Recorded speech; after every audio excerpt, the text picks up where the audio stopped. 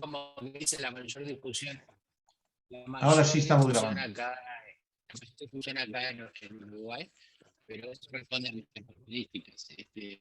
Como que hoy veo más la difusión por acá. Eduardo, salió menos bien el sonido con los audífonos. A ver. Probando. 1, 2. Ahí está mejor. Entonces sacamos esto. ¿Así? ¿Funciona bien? Sí, ¿Mejor el parece que está sonido? mejor. Vaya.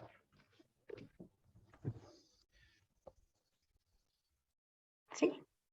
¿Nos iba a comentar algo o sigo adelante con la...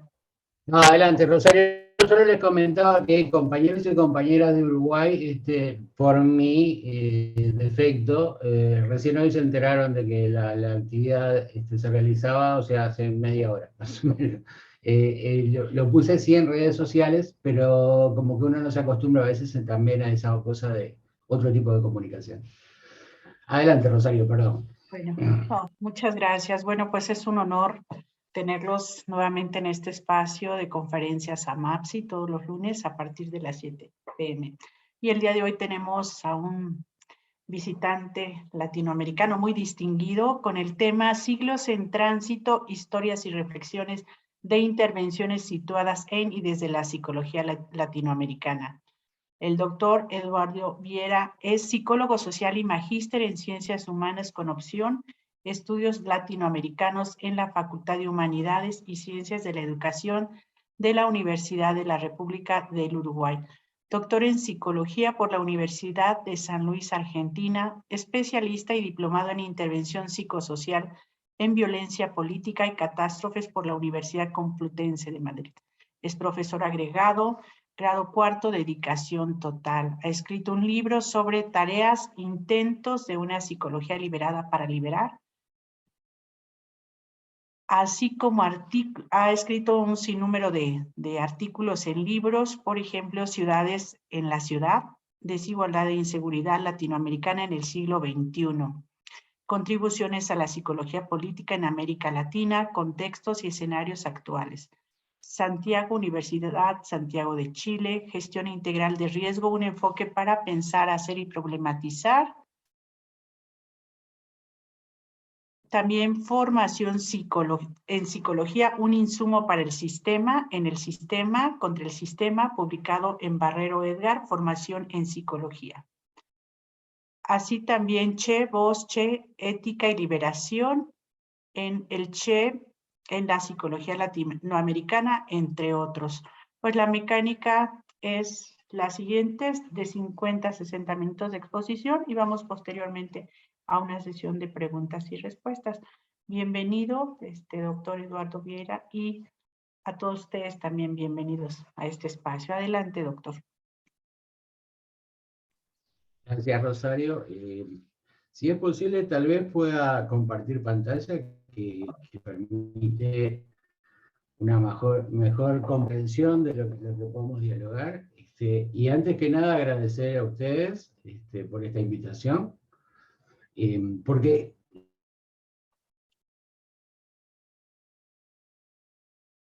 yo estoy convencido de una cosa: juntarnos siempre nos hace bien. Y en esta lógica, la propuesta de hoy es justamente, bueno, que queremos trabajar, que queremos pensar, que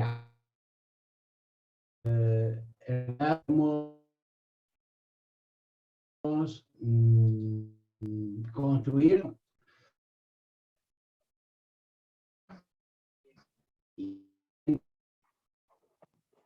y también considerar que se viene trabajando.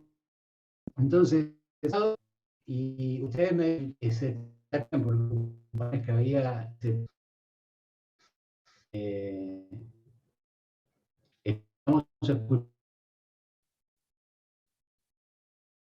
Se escucha entrecortado. Sí.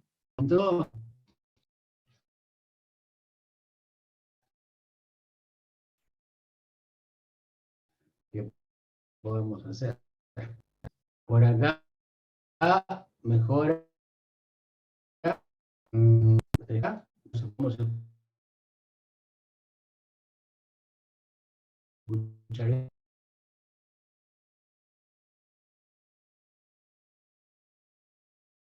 Bien. No, aún no se escucha bien. No.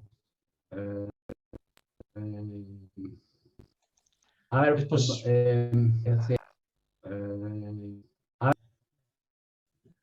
Es posible que apagando la cámara, Eduardo, a lo mejor tu voz nada más.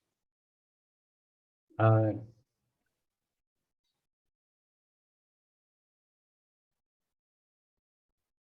Así nos escuchamos mejor. Creo que sí, a ver, ¿no? Continúa. A ver, vamos a probar si ahora nos escuchamos bien, si no, buscamos otra forma. Estoy estrenando en realidad otro tipo de parlantes que a mí me suenan perfectos, los escucho muy bien a ustedes, pero veo que a ustedes se les complica. Ya ahorita Ya lo está estamos oyéndose bien. escuchando bien. Ahora sí, bien. Bueno, entonces yo le decía que bueno, la intención es, por un lado, este título que es un poco largo, que le podamos reflexionar de que estamos en tránsito entre siglos, y eso también hace a cuestiones que no son solo los sujetos de afuera que se mueven, sino que estamos movilizados y movilizadas nosotros, y no solo por la pandemia. Entonces, la propuesta es tratar de pensar desde intervenciones que también hemos realizado específicamente nosotros en diversos ámbitos, pero antes que nada tratar de pensar algunos aspectos que hacen a las intervenciones. Por ejemplo, digamos, si estamos pensando que hay nuevas subjetividades, así como en esta lógica de la pandemia vieron que se habla de la nueva normalidad, yo digo que estamos confrontados a nuevas subjetividades que aún estamos por poder comprender, porque incluso hace una reflexión interna, cómo nos ha transformado la vida estos tiempos, cómo hemos generado nuevas situaciones de vida, ¿sí? Nuevas situaciones cotidianas. En esa lógica, en estas subjetividades del siglo XXI, yo digo que hay ejes que para mí son importantes a pensar. Por un lado, el tema del derecho a la ciudad, planteado por allá por la década de los 60, 1968 más precisamente, por Henri Lefebvre, sociólogo francés, que él decía, y ya en esos tiempos se alertaba frente a una lógica que se venía construyendo de urbanizaciones donde lo humano dejaba de ser considerado. Y piensen ustedes las ciudades que habitan, piensen ustedes cuántas esas ciudades son pensadas para la convivencia, para la realización personal como sujetos singulares y colectivos. Entonces, ese es uno de los ejes de trabajo que para mí es importante poder pensar. Por el otro lado, y fíjense, y eso hemos intentado siempre trabajar, ¿no? Pensar, bueno, esos saberes de alguna manera que nos vienen del norte hegemónico, que no por eso son descartables y por eso nombro a Lefebvre, pero también nuestros saberes del sur, que a veces son tan desvalorizados y tan considerados como algo inferior. Y por eso la idea del buen vivir. Y hemos retomado esa idea de la propuesta del buen vivir, de las sabidurías indígenas y practicada por esas sabidurías, y que tal vez ahora más que nunca nos están diciendo, miren, tal vez es por acá hay que empezar a caminar, ¿no? Por otra lógica de vida, por una búsqueda del buen vivir que es más ser que tener. Por un lado también, y por otro lado, digamos, trabajar con la temática de los derechos humanos, pero de hecho problematizando esos derechos humanos. ¿Por qué? Porque en cierta forma también hemos asumido derechos humanos en forma absoluta, universal, sin considerar los paradigmas que también los construyeron. Paradigmas que también han tenido que ver con sociedades por ejemplo, la Revolución Francesa, sociedades que de alguna manera planteaban un modelo o un paradigma del sujeto burgués medio, y además hombre. O 1948, la Declaración de los Derechos Humanos de 1948, hecha y realizada después de una guerra que destruyó muchas vidas, muchas historias, y que de alguna manera fue construida y planteada por los vencedores. Entonces también pensar a los derechos humanos en una lógica deconstructiva, desnaturalizadora, genealógica de esa producción. Por otro lado, y otro eje que me parece importante a pensar, es las políticas públicas. Cómo desde la psicología nosotros podemos y debemos incidir en las políticas públicas. No haciendo política partidaria necesariamente, pero sí desde nuestros saberes y nuestras prácticas poder incidir en las políticas públicas. Para ello, entonces, construir psicologías posibles y necesarias. En esa lógica, tal vez alguien quiso hablar algo. No. No. Bien, vamos bien, en sonido y todo. En esa lógica, tal vez, parece sustantivo pensar como algunos ejes, ¿no? Y en este caso, los ejes que yo planteaba son, bueno, la decolonización interna, singular y colectiva. Porque si bien vivimos la colonización como invasión hace ya muchos siglos, aún la lógica colonizadora quedó instalada en nuestras formas de ser, de pensar, de sentir y de hacer. Algo de lo que trabajaron entre otros Quijano, Miñolo, Rivera Kusilkanski, esa cosa de cuánto hay de una actuación que es enajenada de nuestros contextos, de nuestras realidades.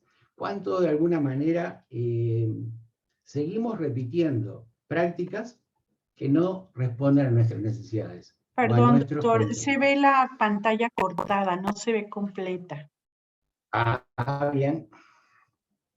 Esto está funcionando para el diablo hoy. ¿Ahí? No, aún no. Ya, ahí está bien. Bien. Bueno, les decía entonces esta lógica de la decolonización, pero por el otro lado las memorias, y no la memoria en singular.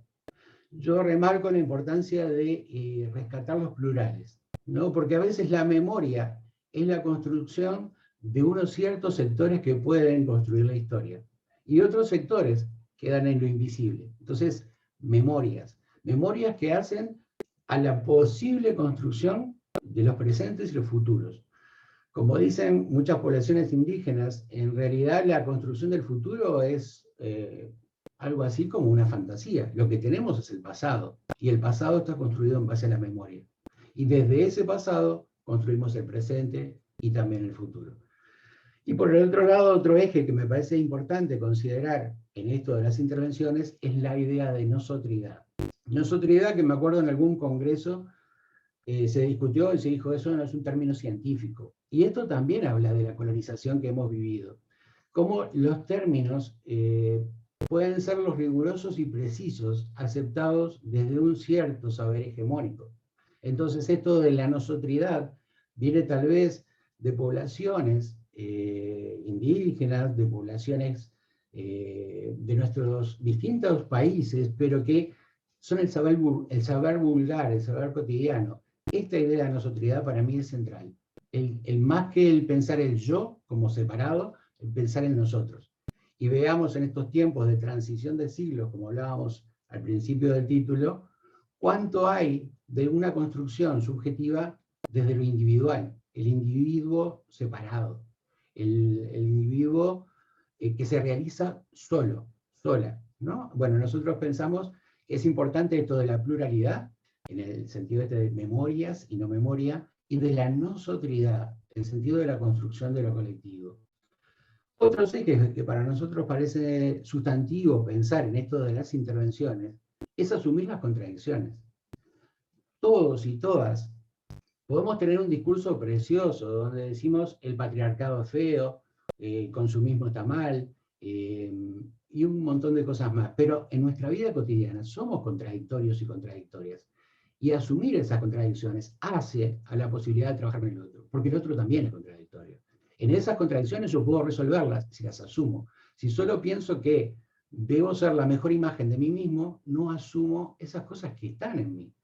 Fíjense que nosotros estamos diciendo, muchos y muchas decimos, cuestionamos el racismo, cuestionamos el patriarcado, pero en nuestra vida cotidiana, ¿cuánto de eso ejercemos?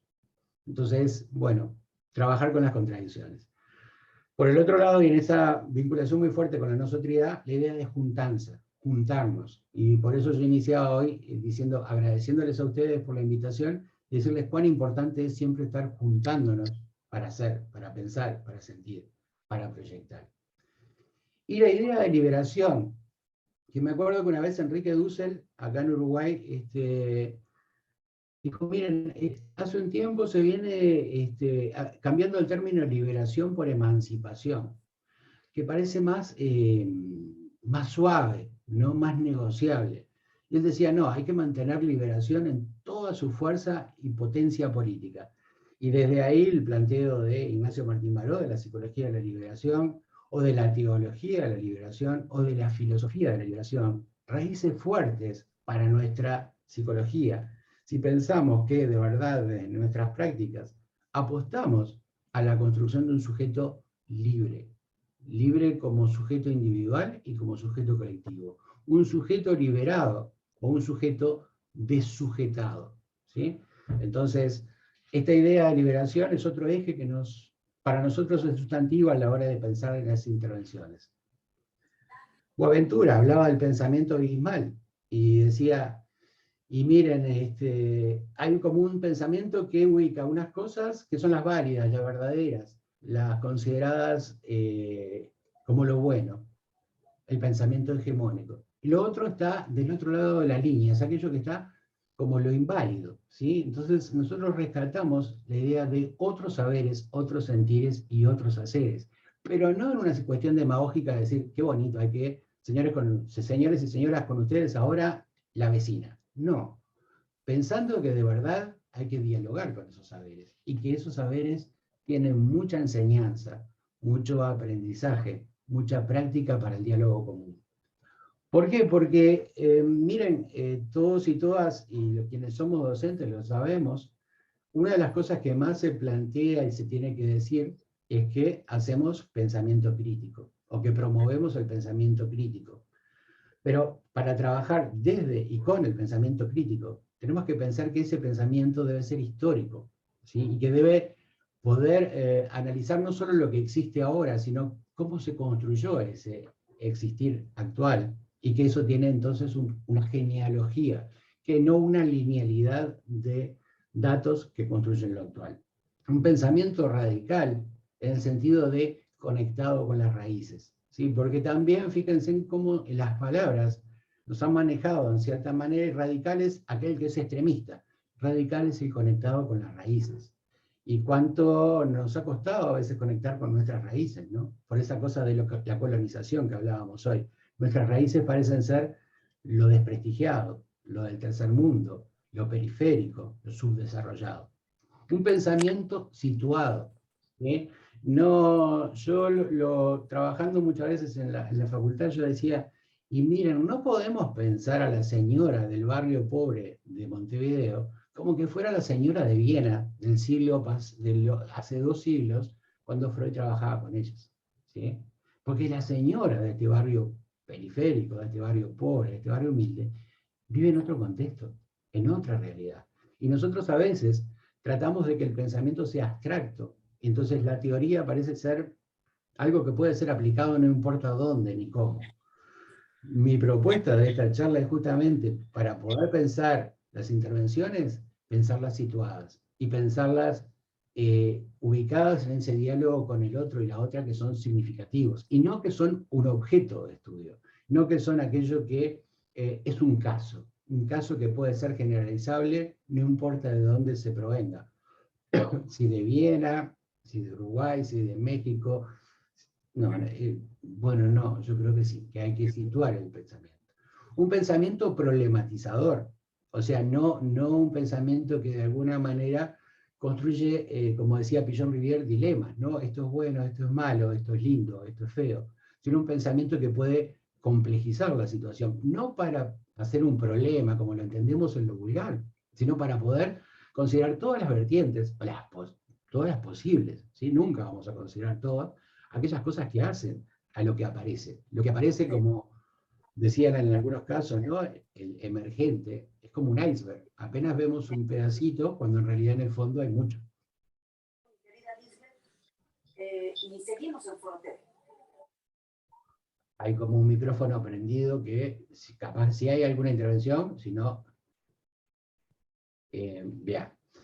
Otra cosa que pensamos que para esta lógica del pensamiento crítico que estamos proponiendo, tiene que ser un pensamiento comprometido. Comprometido, definido claramente, posicionado. Y me acuerdo en esta lógica también el planteo de Ignacio Martín Baró, ¿no? Comprometido, él decía, con aquellos más vulnerados, aquellas más vulneradas, con aquellos y aquellas que de alguna manera aparecen en el lugar más complicado del mundo, en el lugar de la pobreza, de la marginación, de la exclusión. Comprometido. Comprometido desde una opción. Esa opción no necesariamente, y eso cada psicólogo y psicóloga lo define, pero ¿con quién se compromete que de verdad se comprometa? ¿No? Porque esa es otra generalización abstracta que a veces tenemos. Psicólogos y psicólogas porque hacemos psicología, somos todos buena gente y vamos a trabajar por la gente más pobre, humilde, vulnerada. No necesariamente. ¿Sí? Entonces, por lo menos hacernos cargo de dónde nos posicionamos, desde dónde nos situamos y con qué nos comprometemos. Un pensamiento independiente, y cuán difícil, fíjense, es esto, ¿no? Cuando en realidad a veces dependemos de la valoración de la agencia financiera o de la universidad o de cuántas cosas que hacen a veces a la dependencia en la construcción de nuestro pensamiento. Bueno, ¿cómo construir de verdad independencia? Y asumir la responsabilidad de esa independencia, que a veces tiene costos, y esos costos muchos y muchas ya lo habrán pagado alguna vez, pero es parte de la cosa. Humilde. Y yo remarco siempre esta palabra de la humildad, porque fíjense en que proviene de humus. Humus es tierra. Estar conectados y conectadas con la tierra. Y cuánto a veces volamos, ¿no? Estamos como en un globo abstracto académico que nos hace olvidar lo que está pasando ahí. Y lo que está pasando ahí es lo central. Y lo que está pasando ahí es lo que me permite transformar con el otro y con la otra. Por eso, un pensamiento crítico, decimos nosotros, debe ser dialogante. O sea, construir diálogo de saberes, de sentires, de pensares, de lógicas diferentes, ¿sí? Y no pensar que hay una lógica superior que es la mía. Y en todo caso, lo que yo tengo que hacer es que el otro y la otra entren en mi lógica. Sartre decía que la función de un intelectual es tener y producir una conciencia crítica. Una conciencia inquieta, decía él, que produzca la reflexión. Tener inquietud, estar inquietos, claro que eso tiene su costo, ¿sí? Pero de alguna manera, esto que Altamirano, que es otro autor, habla de contradictor del poder. Los poderes no son solo aquellos que identificamos como los poderes políticos o los poderes económicos. Todos y todas tenemos poderes, ¿sí? Pero hay un poder central que es el que ubicamos en la economía, en la política partidaria, y de alguna manera, en esta cosa de la independencia, deberemos poder cuestionar, problematizar, poder cooperar con los otros en un diálogo, a problematizar esos poderes, y a poder también cooperar en que las personas asuman poderes, ¿sí? Porque esos poderes parece que no están, que las personas no los tienen. En esta lógica de la intervención, pensar cómo trabajamos en esto de lo ético, ¿sí? Y de construir nuestras propias construcciones. Está complejo, ¿sí? Porque no es trabajar en esto de, que es bonito, ¿no? Decirlo, bueno, trabajamos por la liberación y la liberación de las otras y los otros, sino cómo construimos nuestras propias construcciones. aquello que nos hace ser como somos, los discursos que nos hablan, ¿sí? En cierta manera, nosotros y nosotras a veces hablamos por lo que la teoría que elegimos o que de alguna manera dice que tenemos que decir o que tenemos que pensar. Pero cuánto de eso a veces va en contra de ese posicionamiento que decíamos, de ese lugar situado, ¿sí? Porque tal vez lo que pasa ahí en la vida cotidiana me confronta con mis saberes, me confronta con mis valores. Y cómo, de alguna manera, poder pensar, bueno, cómo a mí también me está construyendo estos tiempos, este siglo o esta transición de siglos, a mí como sujeto pandémico, como sujeto consumista, como sujeto individualista, como sujeto winner o loser, ganador o perdedor, como sujeto competitivo, como sujeto capitalista. ¿Cuánto de eso hay? Y asumir esas contradicciones que decíamos antes, ¿cómo podemos trabajarlas para de verdad pensar en una ética que sea una constante reflexión? Porque la ética no se construye de una vez y para siempre. Porque la ética de la intervención es una constante problematización frente a cada nueva situación que se nos presenta. Entonces, yo trato de ir rápido porque quiero como llegar a poder pensar algunas prácticas concretas de intervención donde estas cosas se pusieron en juego. Pero pensar que cada técnica de intervención es un problema a formular. Que no hay un manual, ¿no? Donde, bueno, ya tenemos de antemano cómo se interviene. Que cada técnica, cada situación no es un instrumento, sino un fin. Digo, perdón, al revés, no es un fin, sino un instrumento. ¿Cuántas veces los estudiantes y las estudiantes nos decían, profe, ¿qué técnica me sugiere para trabajar en tal institución o con tal grupo? Y yo decía, primero conozcan el grupo, conozcan a la institución, y desde ahí pensemos las técnicas, ¿sí? Pero fíjense en que hay una tentación muy fuerte a tener de antemano definidas estrategias y técnicas, más allá de los lugares donde trabajamos y con quién trabajamos. Entonces a veces pueden pasar cosas muy locas, ¿no? Como que la gente nos diga, miren, en realidad están hablando de otra cosa, no de nosotros y nosotras. Por eso tomábamos el concepto de Marisa Montero, no considerar ni siquiera, vieron que muchas veces se habla de objetos de intervención, que ya eso es terrible, ¿no? Ya queda más bonito decir sujetos de la intervención. Y ni siquiera, Marisa Montero decía no sujetos, sino actores sociales.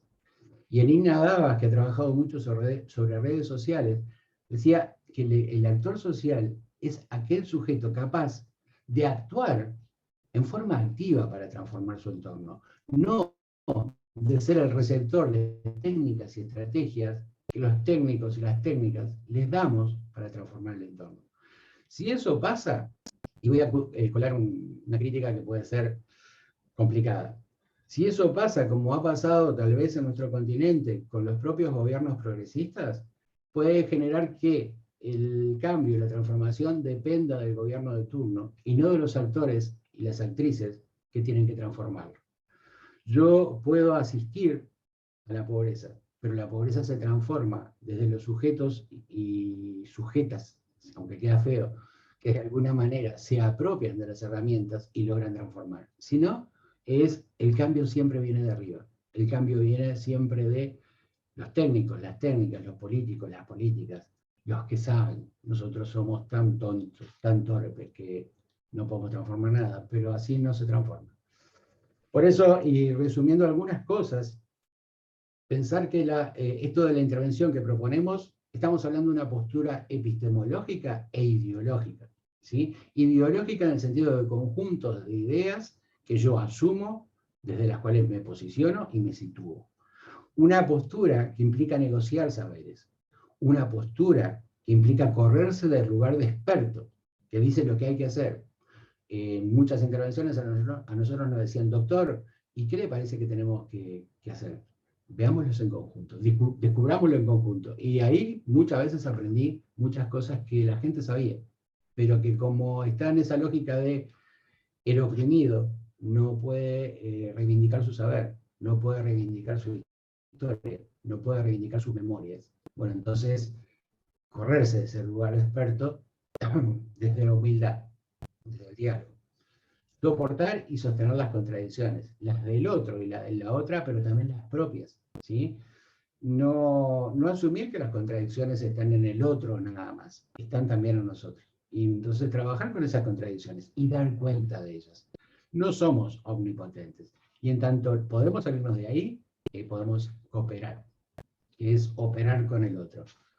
Tomar distancias posibles. A mí en la facultad me recuerdo, cuando recién entré a la facultad, hace un poquito de años, nos decían, hay que aprender a construir la distancia óptima en psicología. Yo digo, no hay distancia óptima. No existe eso que es lo abstracto y óptimo, es lo posible. Y cada distancia se construye en el encuentro, no en la teoría, en un abstracto. Por eso tomábamos también aporte de Falsborda, Orlando Falsborda, ¿sí? Y fíjense, cuando se habla de investigación-acción, muchas veces pensamos en Kurt Lewin y pocas veces en Falsborda, ¿no? Tal vez aspectos o efectos de la colonización. Cuando Falsborda planteaba cómo respetar los tiempos y procesos de todos los sujetos, como sujetos activos, sujetos que podían y debían construir la investigación, que debían y podían construir la intervención. Y también, por supuesto, y quienes me conocen saben que Martín Baró siempre va a aparecer donde esté planteando cosas, porque yo digo, bueno, el objetivo de la psicología es posibilitar una mayor libertad individual y grupal mediante la toma de conciencia sobre los determinismos sociales de la acción. Y piensen ustedes cuántos determinismos sociales tenemos para nuestro actuar, pero no solo en los intervenidos y las intervenidas, sino en nuestras propias prácticas. Eso es un poco lo que tratábamos de hacer en todo lo anterior. Por eso creemos, decía Prigogine, creemos ver la realidad, y muchas veces lo que vemos es el paradigma que nos hace ver la realidad, ¿sí? El paradigma teórico. Y entonces el psicoanalista ve un caso, el conductista ve otro, el sistémico ve otro, el gestáltico ve otro. Y entonces, ¿ese sujeto qué es? ¿Es el paradigma o es un sujeto único, irrepetible, histórico, situado? Entonces, ¿cómo poder trabajar desde esa lógica, ¿no? Desde una lógica situada, desde una lógica que rompa con los paradigmas. Por supuesto, lo que les estoy proponiendo es inseguro, es complicado, nos saca de la zona de confort. Pero yo digo, bueno, es respetuoso de las personas. Por eso proponemos, y acá pienso mucho en los planteos de Marco Eduardo con su teoría de la praxis, ¿sí? Cómo integrar acción, reflexión y teoría en cada una de nuestras intervenciones. Cómo generar praxis en serio, praxis con los otros, no para los otros. Entonces, en el tiempo que queda, yo quería como compartirles algunas intervenciones, pero rápidamente como para decir, bueno, ¿cómo aterriza esto? Porque esto es precioso, abstracto y lindo y se dicen cosas bonitas. Por ejemplo, trabajábamos en un tiempo con el movimiento sindical uruguayo, y eran sindicalistas jóvenes, que se planteaban cómo producir un nuevo sindicalismo, cómo de alguna manera constituirse en los nuevos dirigentes. Y decían, miren, lo que pasa es que a veces pensamos en el sindicalismo desde los problemas viejos, y nos cuesta pensar los problemas nuevos. Nos cuesta por nosotros y nosotras, pero también porque hay como un paradigma construido donde se tiene que pensar, sentir y hacer de una manera. Les digo, a modo de ejemplo, recuerdo que nos decían, nosotros queremos convocar una marcha por correo electrónico. Y los sindicalistas viejos nos dicen, no, hagamos por correo electrónico, eso no se hace así. Queremos poner música de rock en los actos. Y nos decían, no, ¿cómo? Lo que hay que poner es la música tradicional. Entonces, ¿cómo generar también y asumir los cambios en la forma de lucha? Indudablemente, la lucha de los 60, de los 70, no es la misma forma. Y no es perder sentido y contenido a la lucha, sino es buscar, aceptar, discutir las nuevas formas de lucha. Decían, fíjense en una cosa, ¿no? Sindicalistas, y decían, no estamos culturalmente preparados para trabajar en grupos. Claro, si estamos hablando en estos siglos, en este tránsito de siglos del individualismo, de la construcción del sálvese de quien pueda, del sujeto consumista, el grupo parece ser una abstracción. Entonces, cada vez más es más difícil. De hecho, en FUCBAN, Federación Uruguaya de Cooperativas de Vivienda por Ayuda Mutua, me decían, mirá, Eduardo, en realidad la intención cooperativa de nosotros como asociación sigue existiendo tal y como antes, pero muchas personas en realidad la lógica cooperativa la asumen para construir su casa propia. Luego que la tienen, la idea cooperativa desaparece, porque no rinde. Y fíjense en una frase que nos decían por ahí, cuando veo un sindicalista, cuando me dicen sindicalista, decía una mujer, veo un hombre. Y acá está esa construcción paradigmática, esa construcción colonizada, donde el héroe, el líder, la figura, es un hombre. Detrás de todo gran hombre hay una gran mujer, pero siempre está detrás. Y entonces, miren ustedes las historias que tenemos en nuestros países y nuestros héroes, nuestros grandes referentes en todos los ámbitos, en general son hombres. Vaya casualidad.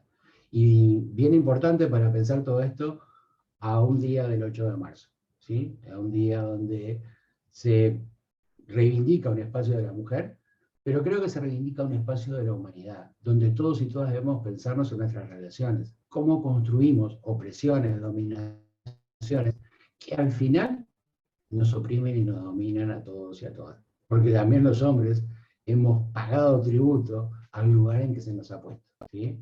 Al lugar de macho cabrío. Otro lugar donde trabajamos, otro espacio, fue en este lugar donde vivimos. Nosotros vivimos en un balneario, ¿sí? En la costa, o sea, esto es todo una zona costera. Ustedes saben que Uruguay es más o menos costa y por todos lados, ¿no? Costa más bonita, menos bonita, pero siempre costa, siempre hay agua cerca. Los uruguayos necesitamos agua, asado y mate, con eso vamos bien, y torta frita. Entonces, en esta zona, ¿qué pasó?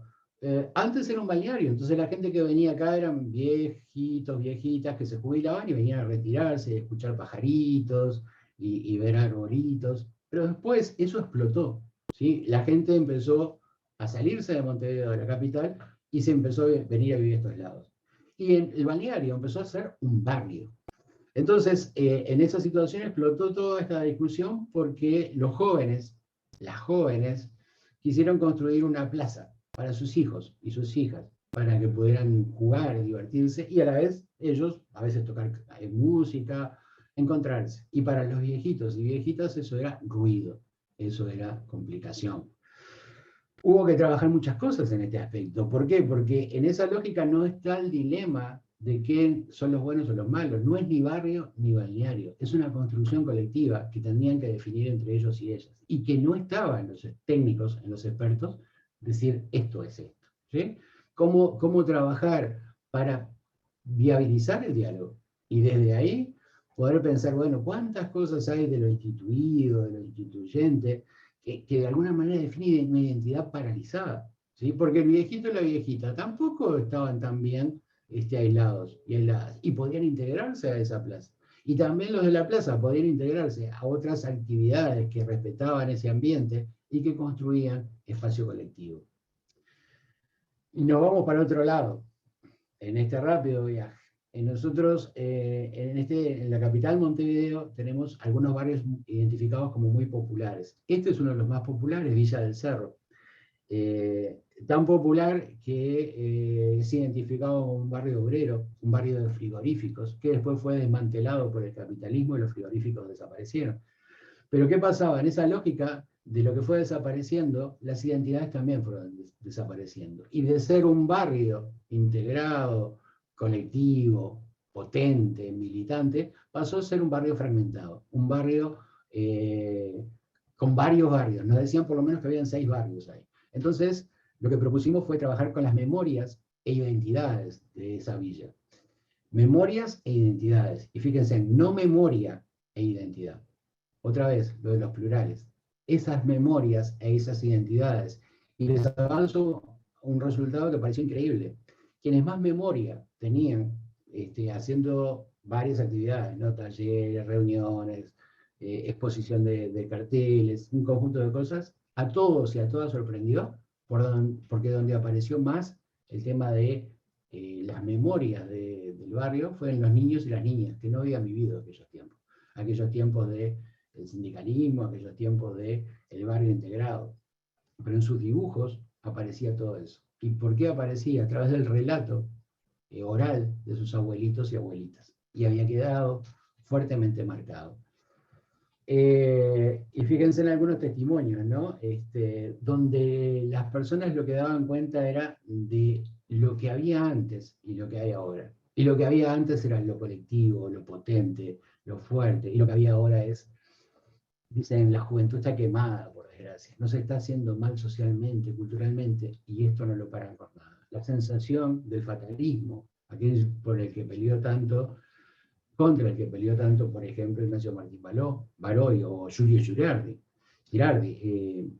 Esta cosa de, bueno, ya está, esto es lo que nos tocó. Este mundo único en el que estamos está jodido, es terrible. Aquello se perdió, no está más. Pero ellos decían que en cierta forma lo que se construyó fue la lógica del dividir, ¿sí? Dividir para comer.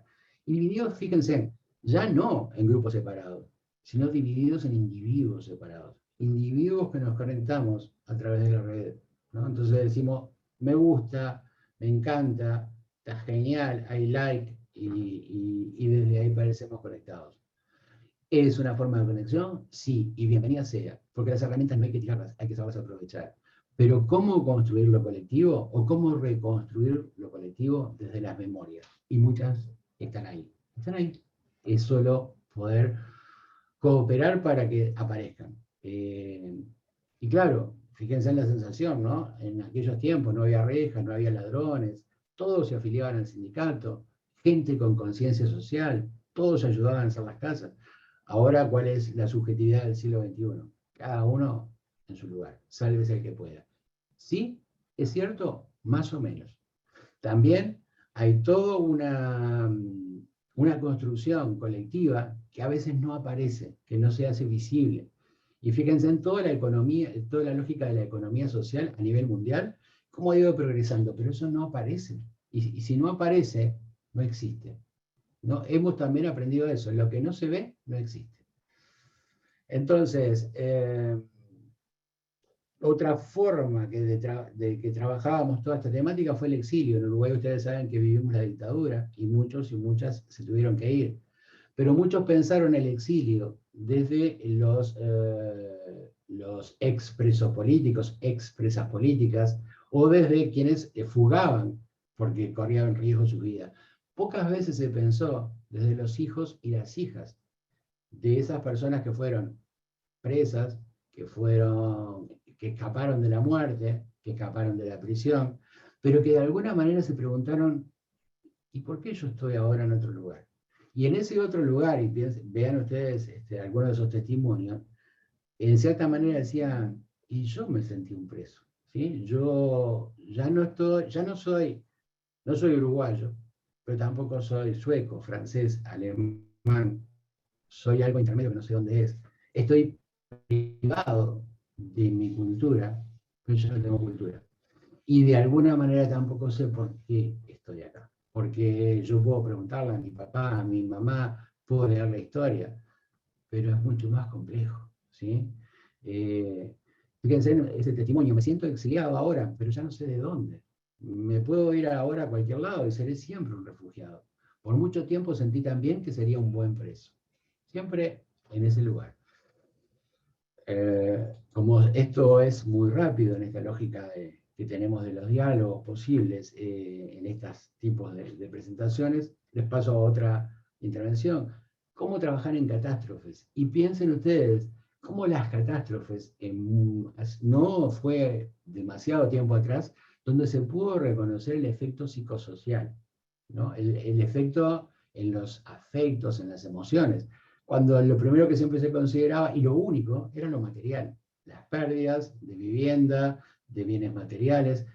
Recuerdo en una de las inundaciones, una señora nos decía, miren, yo perdí mi casa, perdí mis muebles, pero lo que más me dolió fue ver a la mascotita de mi hija flotando en el agua muerta, haber perdido las cartas de mi mamá, que las tenía guardadas, y ver la muñequita que le había regalado en el cumpleaños a mi hija. y que se perdía en el agua. Y fíjense en la importancia de esto, ¿no? Pero cómo nos cuesta a veces, nos costó mucho tiempo poder trabajar sobre esos efectos. Entonces, ahí nos proponíamos objetivos que más o menos por ahí ven, pero básicamente ¿cuál era el objetivo? Promover que los actores y las actrices sociales se apropiaran de la situación, y no que los técnicos y las técnicas invadiéramos el lugar. En uno de los, en varios lugares que pasaron distintas catástrofes, nos decían que la catástrofe fuerte que tenían en ese momento era la invasión de gente de afuera, ¿no? A veces son, fíjense, poblados chiquitos, gente que tiene una cotidianidad particular y que de repente aparecen medios de comunicación, técnicos y técnicas de todos lados, organizaciones internacionales, un conjunto de cosas, y fíjense en que una definición fuerte de catástrofe es la alteración abrupta de la vida cotidiana. Y todo esto es también una alteración fuertemente de la vida cotidiana. Entonces, ¿cómo promover que los actores se apropien de la situación, puedan transformarla y a la vez promuevan otras acciones futuras de prevención de nuevas situaciones? ¿Cómo las nuevas situaciones puedan afrontarse de otra manera? Y ahí nos sucedió, por ejemplo, en muchos casos, trabajar y encontrar poblaciones que eran consideradas, bueno, no, acá no hay actores o actrices. Por ejemplo, estudiantes liceales, adolescentes, casi púberes, que fueron actores principales en la lógica de generar formas de afrontamiento, de pensar los efectos psicosociales de las catástrofes, y eso no se hace solo a través de textos o manuales perfectos, sino, por ejemplo, de dibujos, de música, de creatividad colectiva. Otra intervención por ahí que nos pasó y que tuvimos que hacer, bueno, en algún momento, y bueno, hablando de México, con esto de lo que pasó en el estadio, ¿no?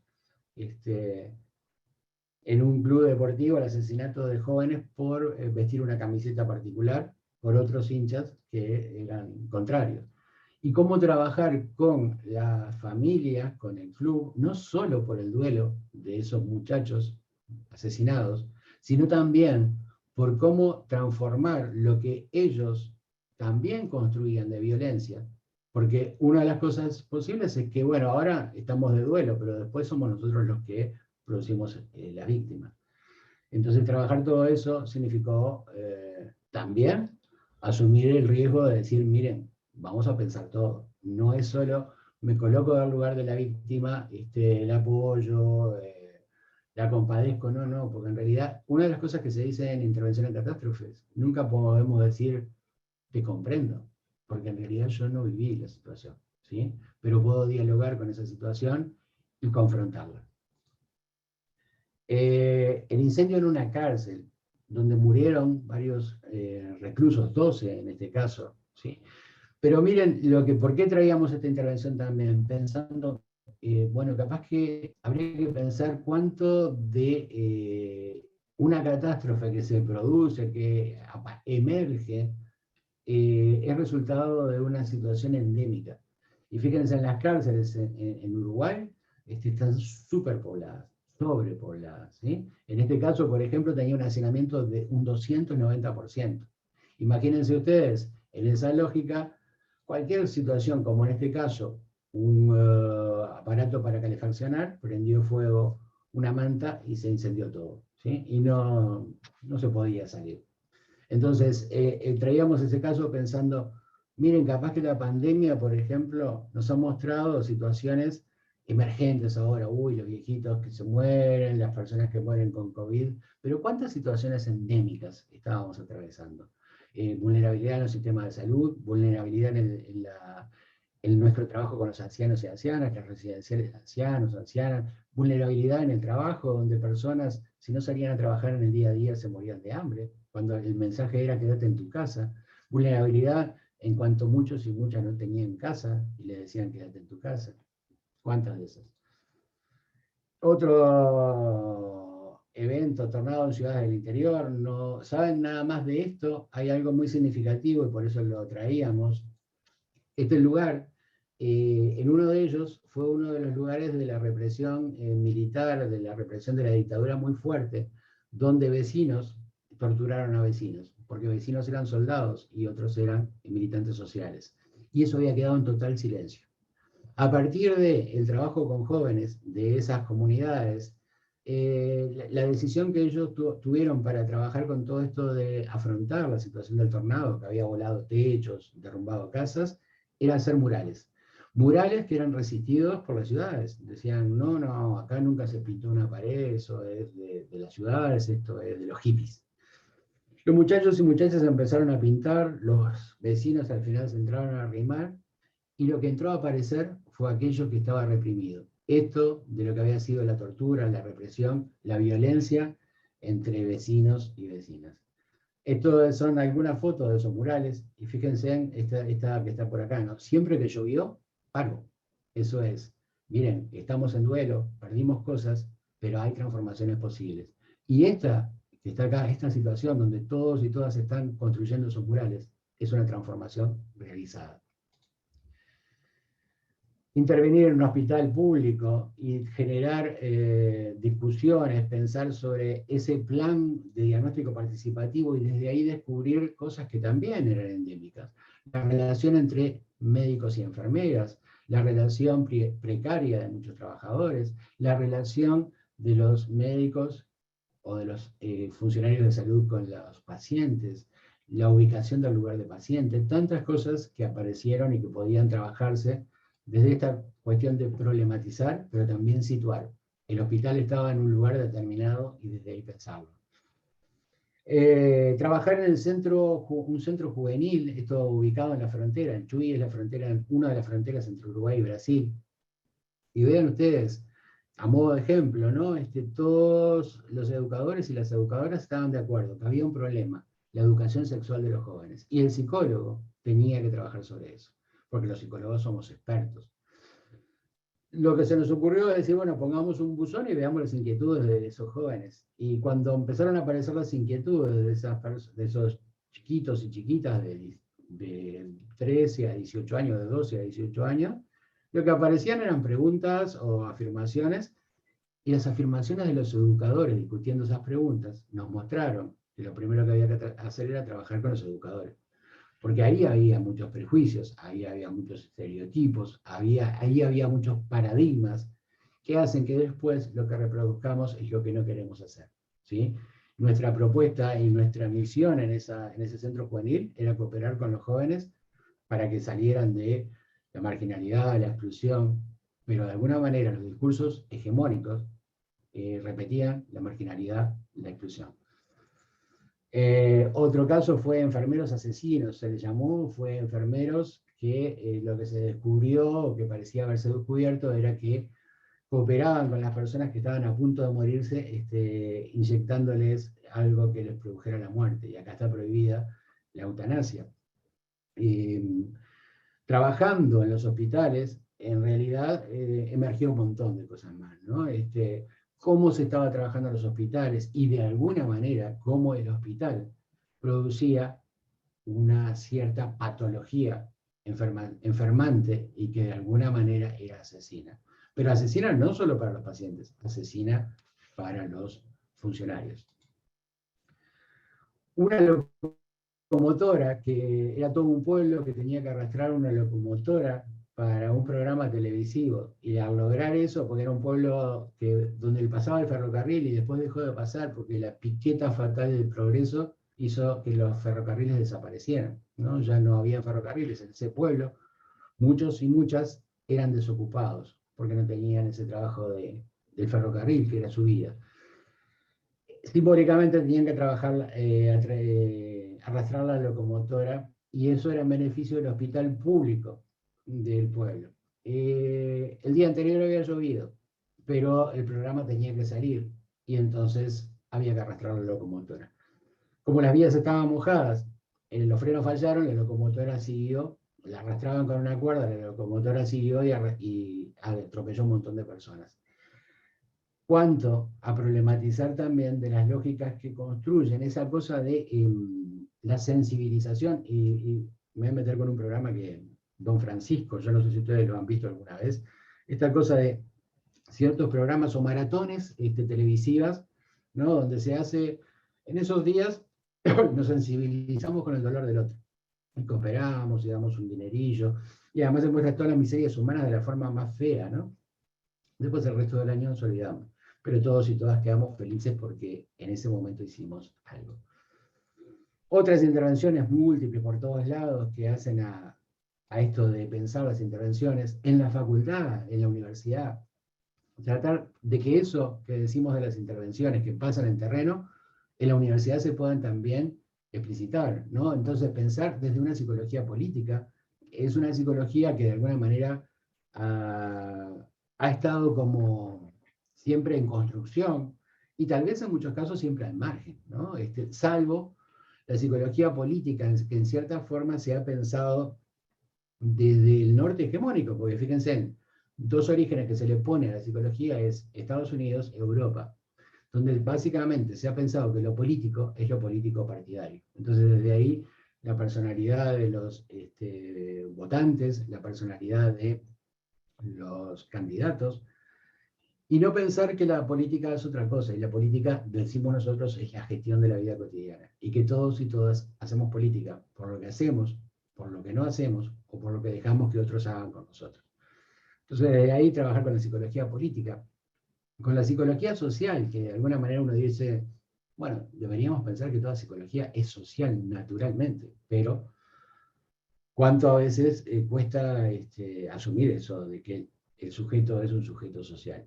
La perspectiva psicopolítica de los derechos humanos, y esto que hablábamos hoy al principio, ¿no? Bueno, uno de los ejes de los derechos humanos, bueno, poder problematizar cómo se han construido los derechos humanos y cómo trabajamos con estos nuevos derechos humanos necesarios. Por ejemplo, la privacidad, por ejemplo, nuestras relaciones con lo virtual, lo digital. Estos son cosas que también tenemos que pensar. La cuestión social y las políticas públicas, y pensar que en aquellos viejos tiempos la cuestión social se había de alguna manera planteado que era la relación entre el dueño del capital y el dueño de la fuerza de trabajo, y en estos tiempos, ¿cuál es la cuestión social? Y cómo pensamos políticas públicas de verdad que cooperen para la construcción de vida digna para todos y todas, y no para los que puedan hacer oír su voz. El derecho a la ciudad, que era uno de los ejes que les contaba al principio, pero no el derecho a la ciudad como el derecho separado, ¿no? El derecho a la luz, derecho a la vivienda, derecho al transporte, no, el derecho a toda la ciudad. Y fíjense, en Lefebvre decía, el derecho a la ciudad debemos pensarlo también como el derecho a lo lúdico, al placer, a disfrutar la ciudad, y a que todos y todas son ciudadanos por habitar la ciudad. Y en estas nuevas lógicas que cada vez son más fuertes de la migración, piensen ustedes cuánto a veces a un migrante le cuesta ser reconocido como ciudadano. Y mientras tanto tiene postergada su identidad, su reconocimiento en un lugar secundario, ¿no? Cuando deberíamos pensar, bueno, habita la ciudad y como tal tiene derecho a toda la ciudad y no a pedazos de ciudad. Como todos y todas hemos naturalizado y asumido pasivamente que nuestras ciudades son algunos sectores. Recorremos algunos sectores de la ciudad, otros no los conocemos y a otros no los visitamos porque son zonas rojas. Ahí no se puede ir, ¿no? O las mujeres que en determinados lugares no lo pueden transitar porque van a ser agredidas, física o verbalmente. O los discapacitados y discapacitadas que por ciertos lugares no pueden transitar porque la ciudad no está pensada para ellos y para ellas. Entonces, bueno, ¿cómo pensar de verdad una ciudad para todos y para todas? La movilidad humana, y no solo movilidad en el sentido de las migraciones, la posibilidad de moverse de los sujetos. En estos tiempos la movilidad humana es sustantiva, ¿sí? La capacidad de que podamos movernos, trasladarnos, y vean ustedes nada más con esto de la pandemia, esto de no me puedo mover de mi casa, ¿no? Era un mensaje que se nos decía. ¿Cuánto implicó de trauma? ¿No? Estoy atrapado, atrapada. Pero cuánto también mostró cómo algunos y algunas podían moverse libremente por el mundo. ¿Cuántos y cuántas pueden viajar? ¿Cuántos y cuántas pueden trasladarse de territorio? ¿Cuántos y cuántas pueden mudarse? ¿Y cuántos y cuántas están destinados a un lugar y ahí se tienen que quedar a vivir toda la vida? Porque no hay más, hasta la muerte. El otro eje que les decía, de colonialidad y buen vivir, Trabajar con estas cosas ha sido complejo en la universidad, porque también en cierta manera esto del buen vivir de los saberes ancestrales, los saberes indígenas, es hippie. Es esta cosa de, bueno, ¿de dónde viene esto? ¿No? Está bueno pensarnos en el pensamiento alemán, en el pensamiento inglés, pero no pensemos en Abya Yalá, no pensemos en esta lógica de sabidurías indígenas, porque eso es vulgar. ¿Cuánta sabiduría fuimos dejando, no permitiéndonos reconocerla, por esto de la colonización del pensamiento, ¿no? Porque nosotros somos subdesarrollados, somos periféricos, somos tercermundistas, y lo que tenemos que hacer es repetir lo que el primer mundo, los desarrollados, nos muestran. Y entonces lo que aspiramos es a desarrollarnos, a progresar, entonces parecernos al otro. No hay que descartar al otro, no hay que pensar que son buenos o malos. El tema es cuánto nos desapropiamos de lo nuestro. Y cuando digo esto en general, pensemos cuánto hace también a la intervención en particular. Cómo podemos lograr que el otro se apropie de sus saberes, de su historia, o cuánto lo que hacemos es tratar de colonizarlo con nuestros saberes y nuestras historias. Y esta idea del pensamiento crítico en América Latina que lo trabajábamos anteriormente, ¿no? Otra cosa que fuimos haciendo y que significó todo un cambio, una transformación, fue construir el colectivo de psicología política latinoamericana Uruguay. Ahí tienen algunas actividades que se fueron haciendo, desde el pollo liberador, porque esto fue para juntar plata, esto lo hacía el colectivo para juntar plata para poder viajar a Colombia a uno de los congresos de Alfepsi, era la forma que teníamos, hasta actividades conmemoratorias de Ignacio Martí Maró, al trabajo sobre el derecho a la ciudad, o sea, un conjunto de actividades que hacían a proponer otra forma de hacer psicología, pero además otra forma en diálogo. Este colectivo lo integrábamos psicólogos y psicólogas, pero también estudiantes, por supuesto, de psicología, pero también estudiantes de otras disciplinas, y también personas que no tenían título universitario, que lo que hacían era sentir, pensar y hacer, y que tenían historias de vida. Y que aún hasta hoy están en nuestro colectivo y participan de muchas actividades.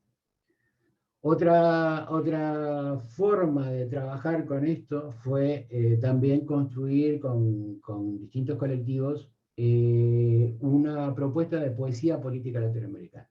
Poder decir, bueno, cómo la poesía puede transmitir desde otra lógica, que no es la lógica partidaria, en pensar políticamente nuestras sociedades. Y porque además decimos, no hay que pensarlo solo en una lógica académica o academicista, sino que distintos saberes, distintas formas de decir, hacen a la construcción de transformaciones posibles. Y fíjense en que Ignacio Martín Baró decía, bueno, los psicólogos y psicólogas, él hacía una sugerencia, para conocer de nuestros pueblos y de nuestros sujetos, es muy interesante que podamos leer literatura latinoamericana. Para terminar, porque sé que los tiempos acotan, y en esa lógica de poesía, ahí termino con una mía, ya que yo sé que Marco Eduardo dice que bueno, yo siempre ando cerca de Benedetti y de Galeano, y ando ahí en la poesía, entonces esto es con lo que quiero terminar. Cuando el cielo estalle en luces, ahí estarás. Cuando quiebren los intereses de todos los bancos, ahí estarás. Cuando una sonrisa pueda contra un fusil, ahí estarás. Cuando nadie sea más que nadie, ahí estarás. Pero cuando se quiebren ganas y rebeldías, cuando la utopía sea pura ilusión ficticia, cuando diga amén sin amor, andate, por favor. Por ahí lo que quería compartirles. Muchas gracias. Muy buena poesía, ¿es tuya, Eduardo? Sí, amigos. Sí, pues ya decía yo que tenemos un buen heredero de Benedetti y de Eduardo Galeano ahí en Uruguay. Rosario. Sí, muy bien. Si hay algún comentario, alguna pregunta, que se puede hacer el micrófono abierto, adelante. Tienen el espacio.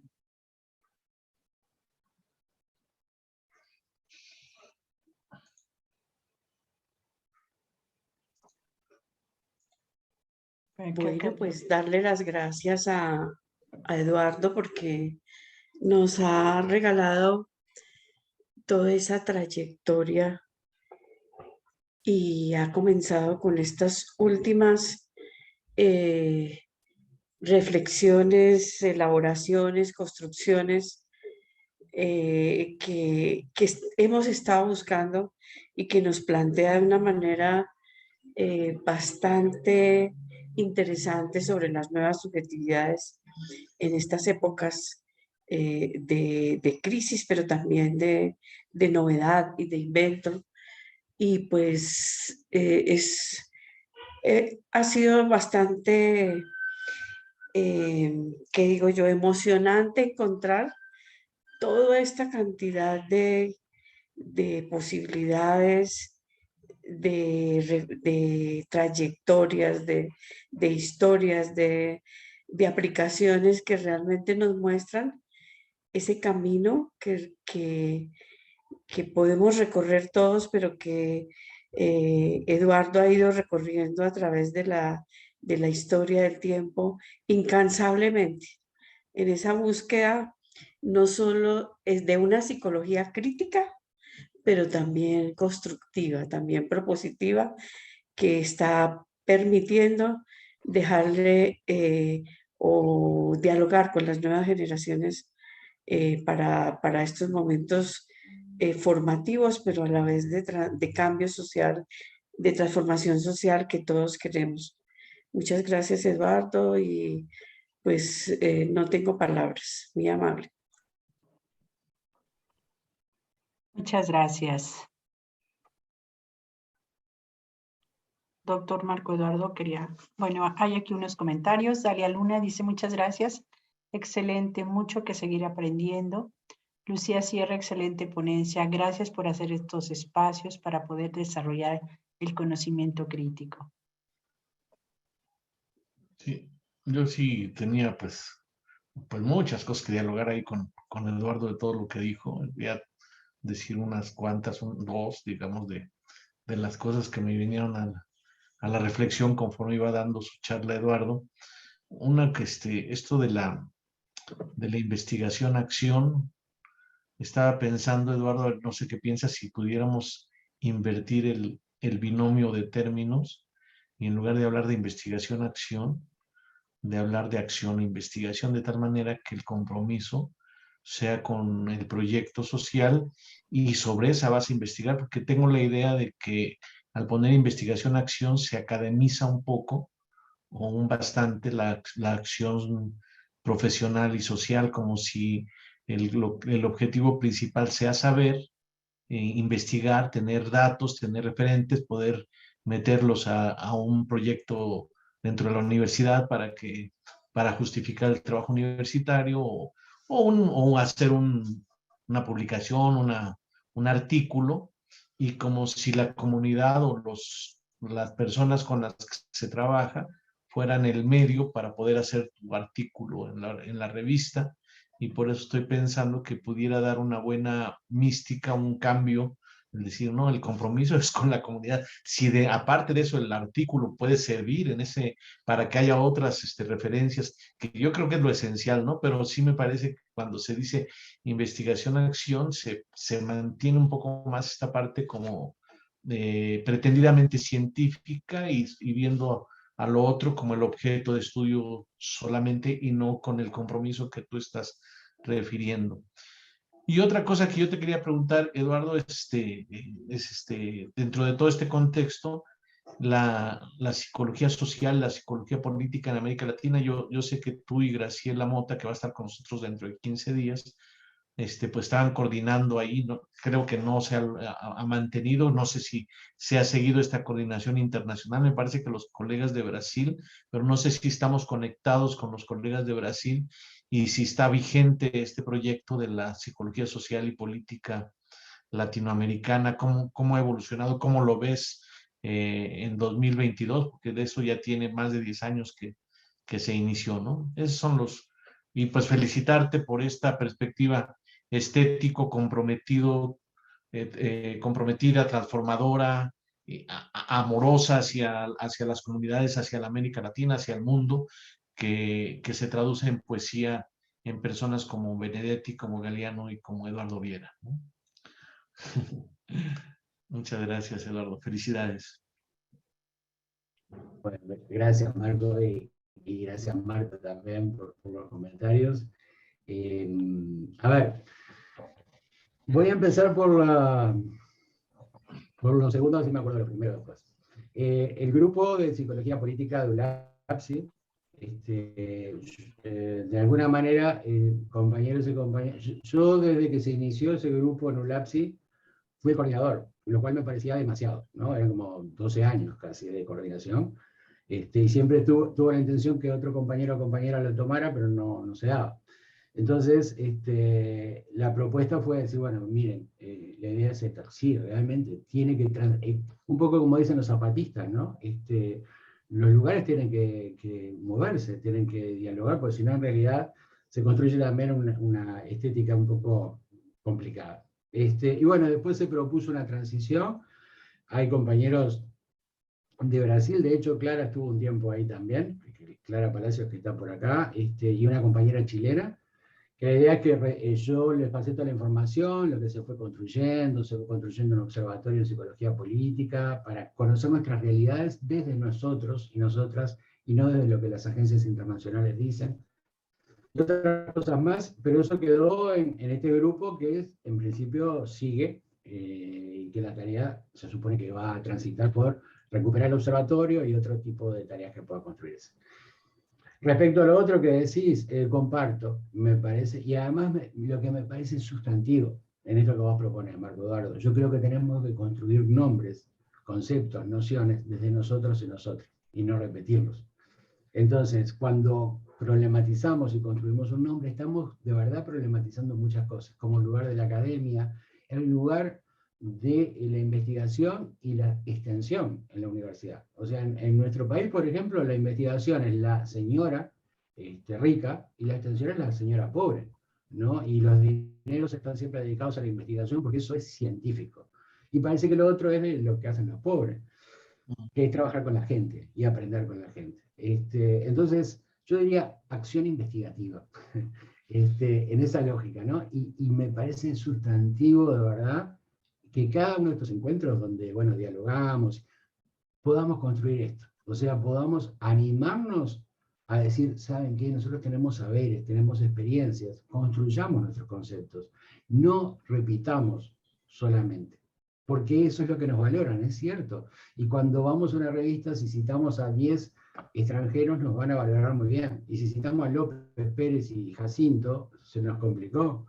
Pero bueno, revelémonos. Es tiempo de revelarse en esa lógica. Entonces, para mí esto que vos estás proponiendo es sustantivo. Así como lo que Marta hoy también traía, que hemos trabajado con Marta en esto, y está bueno, ¿no? Cuando uno ve en estos espacios, decir, bueno, trabajamos con aquel, con aquella, y vamos haciendo cosas. Problematizar las subjetividades. No asumir que la subjetividad es una cosa abstracta, sino que es una cosa muy concreta. Y estos tiempos nos demanda con urgencia pensar cuáles son las subjetividades que están emergiendo, pero que también nos construyan a nosotros. Gracias, Eduardo. Muy bien. De acuerdo. Muchas gracias. Lucía Zúñiga, gracias por compartir sus saberes y promover la reflexión sobre la forma en que desarrollamos nuestra profesión y nuestro trabajo investigativo. Eduardo, gracias, gracias. Siempre necesario seguir repensándonos nuevos escenarios. Cobra mucho sentido. Todo lo conecto con nuestro 8 de marzo. Y Carlos quiere hablar. Lo que habría que decir es que Eduardo Viera, antes de que Carlos tome la palabra, Sí, Eduardo Viera ganó la medalla al FEPSI y se le va a entregar en el Congreso al FEPSI del 23 al 26 de marzo, o sea, dentro de 2 semanas, y él es uno de esa medalla al FEPSI 2022, Eduardo Viera. Así es, y es por la categoría en trabajos pioneros e innovadores en los diferentes campos de aplicación de la psicología. Por eso, en esta categoría recibirá el premio, la medalla al FEPSI. Adelante, Carlos. Gracias, buenas noches y muchas felicidades. Eso no lo sabía y creo que se celebra de forma colectiva. Qué bueno, Eduardo. Y justo ahora que se está hablando, hablaste un poquito sobre el 8 o sea, mañana 8 de marzo. Me encantaría mucho conocer un poco más específicamente eso que tú refieres sobre no solo el Día de la Mujer. Me pareció interesante y me gustaría que lo pudieras ampliar un poco más, Eduardo. Abrazos. Gracias. Gracias, Carlos. Y tema complejo. Yo creo, primero, yo creo que está bueno construir días de las memorias, pero que a veces puede ser como complejo, ¿no? Entonces está el Día de los Trabajadores, que por suerte ahora empezamos a considerar que hay trabajadores y trabajadoras, el Día de la Mujer. Había un cantante uruguayo que decía, los otros días de quién son, ¿no? Entonces, trabajar y pensar en todos los días. Pero también a mí me parece sustantivo que se haga visible todo lo que ha sido la lógica de dominación, de patriarcado que ha construido la invisibilidad de las mujeres, pero también me parece sustantivo que podamos problematizarnos como humanos y como humanas, ¿no? En cómo han construido un montón de lógicas, porque yo decía, y eso es lo que traté de plantear, Carlos, que también los machos, ¿sí? Hemos sido construidos en una lógica que desde la misma lógica patriarcal nos ha constituido en dominados. Si hace frío, tenemos que sacarnos el saco y dárselo a la muchacha, porque nosotros somos machos. Si hay que salir a enfrentar a algo, ya sea alguien con un arma, ya sea un trabajo duro, nosotros tenemos que ir porque somos machos.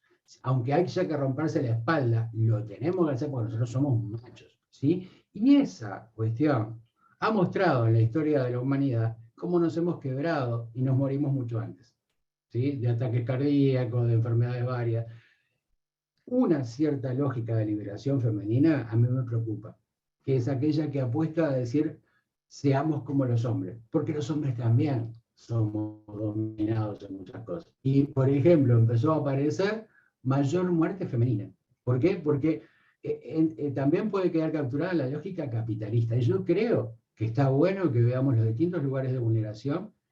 Yo digo, no de vulnerables, sino de procesos de vulneración. Por eso digo vulnerados y vulneradas, ¿no? Las mujeres han sido vulneradas a lo largo de toda la historia de la humanidad. Los hombres también, en otras formas. Ahora, como humanos y humanas, hemos sido vulnerados y somos vulneradores en muchísimas cosas que me parece sustantivo problematizar. Porque si no, podemos tal vez, construir una lógica al revés, ¿no? Entonces, bueno, pasamos de un género al otro género que oprima, y eso tampoco estaría bueno.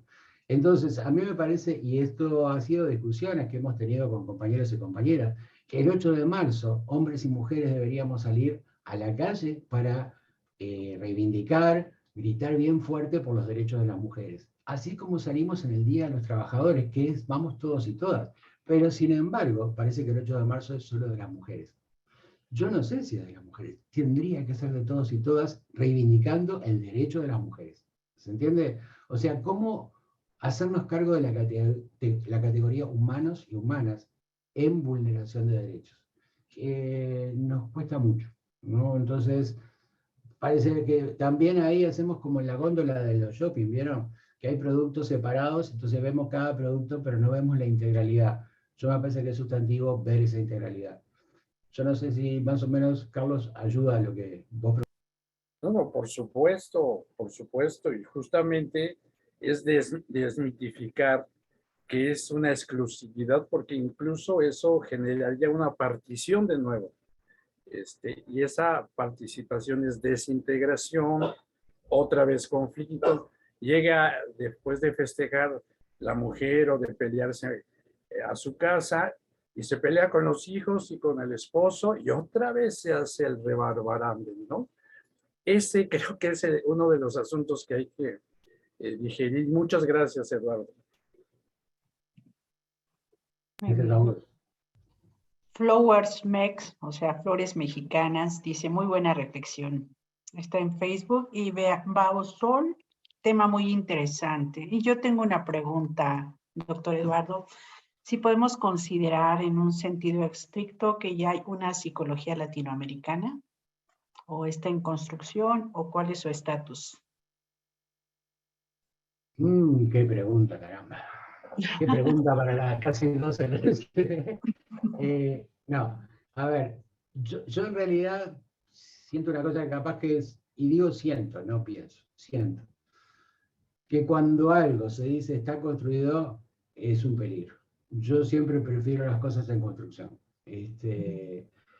Entonces, la psicología latinoamericana es algo que por suerte cada vez se construye más y que vamos construyendo, pero día a día. El día que digamos, existe la psicología latinoamericana construida, ahí me preocupa. ¿No? Porque los tiempos se van moviendo, porque nosotros nos vamos moviendo, porque la historia cambia y vamos construyéndola día a día. Y tenemos que asumir los desafíos que el día a día nos genere. De hecho, aún nos falta mucho para pensar qué es esto de Latinoamérica, para romper las fronteras nosotros y nosotras.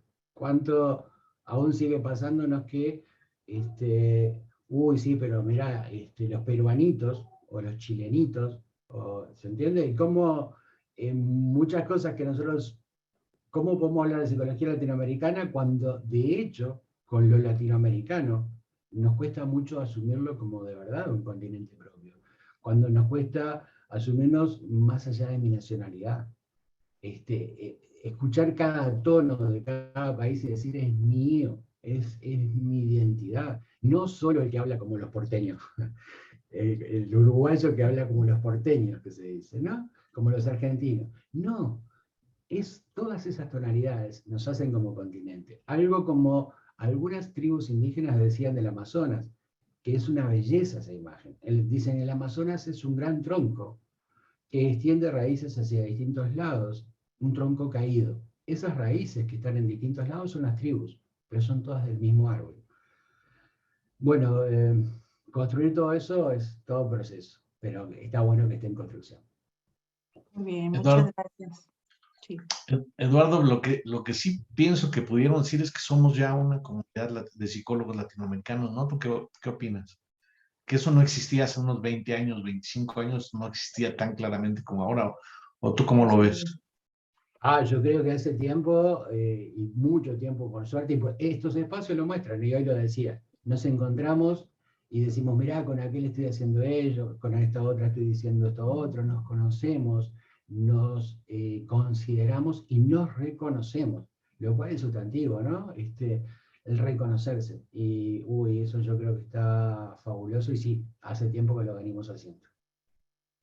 Sí, efectivamente, hoy hay trabajos de investigación.